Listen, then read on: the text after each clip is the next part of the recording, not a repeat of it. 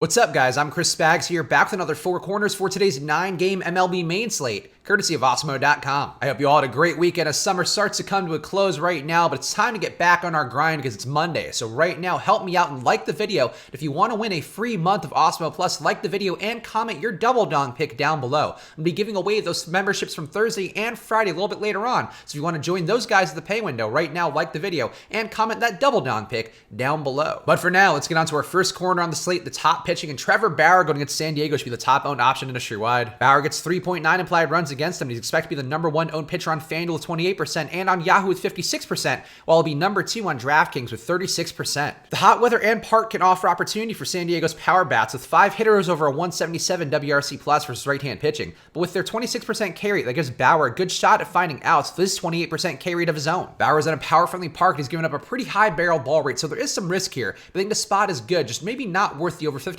ownership that he's projected for on Yahoo. Brendan McKay versus Seattle will also be a bit popular with the 3.5 implied runs against him. McKay will be number one owned on DraftKings with 41% ownership, but he'll be lesser owned everywhere else. McKay's cheap price at his 27.4% K rate against Seattle's 26% K rate versus left-hand pitching looks appealing, but Seattle does have power bats to take advantage of McKay's 214 ISO, a 12.4% barrel ball rate with a 198 ISO of their own. The strikeout spot and McKay's price look good, but given the power that Seattle has and the power that McKay gives up, I think there's some risk here, and his ownership being that high, I'm probably going to come under the field on that number. And Zach Gallen versus Colorado should also be a bit owned today with the 4 implied runs against him. Gallen will be number 3 owned on DraftKings with 22% and on Yahoo with 32%. Charlie Blackmon, Trevor Story, and Nolan Arenado are scary in a park downgrade at Arizona, but Gallen's 27% K rate and low 108 ISO allowed on the air continues to be underappreciated. It's a pitching-friendly park, and Gallen has just been really good on the air. I like the spot from him, even though Colorado, again, does have a couple hitters who can give you some risk today. Now onto our next corner, the top stacks on the slate, and an Angels stack against Colby Allard to be the top-owned option industry-wide. The Angels get 5.5 implied runs. They project for top ownership in a hot Texas day with Allard's 2 whip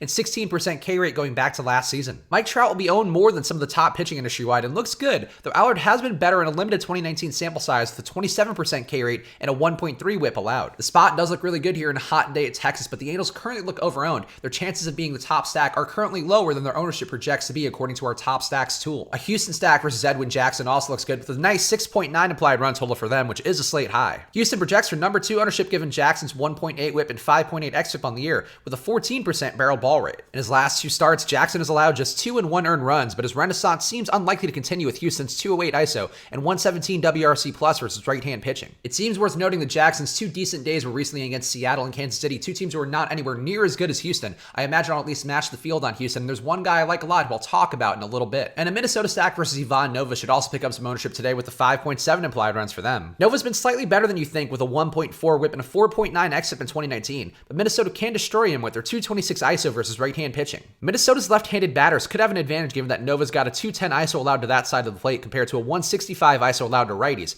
but anyone is playable since all the hitters are over a 98 WRC plus versus right-hand pitching. The flexibility with Minnesota stacks with all these guys hitting pretty well seems like a nice advantage to have here. I like them as a stack, even though Nova does limit production better than you would think. Now into our next corner, the lower-owned option on the slate, and a Washington stack against Trevor Williams interests me. Washington gets 5.1 implied runs, and it's a hot day at Pittsburgh in their good hitting park, with Washington bringing a 187 ISO and a 21% K rate versus right-hand pitching. Anthony Rendon and Juan Soto look the best at premium prices, but the whole stack has the best chance of being the top stack relative to their ownership, again according to our top stacks tool at Awesemo.com. Williams is pretty much the definition of a mediocre pitcher, but Washington does have some good hitters. I think the spot here can be one where both sides can put up runs today, and Washington really should have an advantage in a hot day at Pittsburgh. Zach Davies versus St. Louis also interests me a bit, despite the 4.9 implied runs against him. Davies will be a decently owned cheap option with a poor 5.3 xFIP and 15% K rate in his return from injury, who could just be viable enough to get there today at his price. St. Louis has a 158 ISO and an 86 WRC plus with a 23.3% K rate on the year that gives Davies a chance at viability, despite overall bad fantasy ability for him. Davies has pitched fairly deep into games, so that back injury may limit him a bit. I do think the price is appealing enough though, and I could see going to him or Jorge Lopez at Baltimore just because of that price value that both guys are bringing. An Arizona stack versus Chichi Gonzalez also interests me with the 5.6 implied runs for them. Chichi has struggled big time versus left-handed batters with a 2.6 whip and 9.4 xFIP allowed, and he should see 5 out of 6 lefties up top in this Arizona lineup. Arizona's cheap pricing could result in ownership rising, but they have the potential to create runs given that Chi-Chi has a 268 ISO given up overall, with just a 14% K rate. I'd watch the ownership on this one because I do think Arizona's ownership is going to go up a bit throughout the day, and that park is going to favor pitching, but I'd like the spot here, and there's also one one-off who really appeals to me going against Chi-Chi. And Kyle Gibson versus the White Sox also interests me with the 3.8 implied runs against him. Gibson's pitched fairly deep into games and faces a White Sox team with a 26.4% K rate and a 141 ISO versus right-hand pitching on the year. Only Eloy Jimenez and Matt Skoll are over a 100 WRC plus versus right-hand pitching this year, so Gibson's 3.9 whip and 22.6% K rate could be enough to have a decent day, and less ownership than some of the other high-priced pitching options. Gibson is not the most exciting option, but his ability to go deep into games in a nice matchup against the White Sox team should offer up some extra strikeouts. Seems like a good spot to go to him today. And now onto our last corner of the one-offs, and Yordan Alvarez going against Edwin Jackson is one that jumps out to me. Jackson's recent rebirth can come to an end going against Yordan's 360 ISO and 193 WRC plus versus right-hand pitching at low ownership because of its high price. The whole Houston stack looks good, but Yordan's price is going to make him lower owned than he should be given that he has a really big upside here, but a lot of people are going to be going to Trout, and that makes Yordan a direct pivot at their prices. And you got to mention the same Mike Trout going against Colby Allard as a one-off. Trout will be exceedingly chalky, but if Allard's 2019 success is an aberration, Trout's 276 ISO and 168 WRC plus versus left-hand pitching could result in slate-breaking production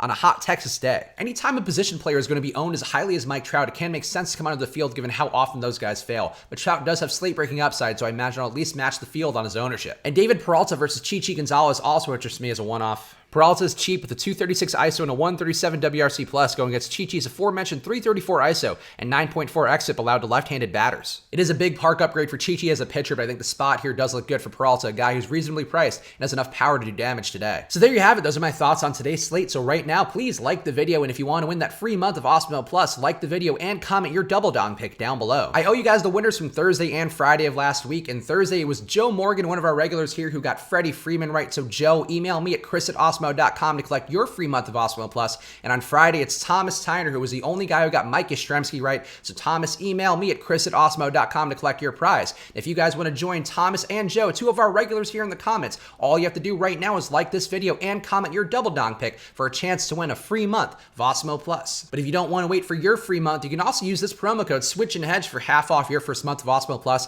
Get all the ownership projections, the player projections, the top stack sold, which I referenced a couple times in this video, the deep dive column, the lineup builder, a lot of things that'll help you make better MLB DFS lineups every day. So use that promo code Switch and Hedge for half off your first month of Awesemo Plus. Go follow me on Twitter and Instagram at Chris Spags. I'm going to be doing a bunch of shows, including a couple deeper dives this week because our boy Laffy is out. So right now, go follow me on Twitter and Instagram at Chris Spags. All right, we survived the Monday video. Thank the sweet Lord Jesus. But right now, please hit that like button before you go. And of course, I will see you guys again soon with another Four Corners. So enjoy your day and good luck.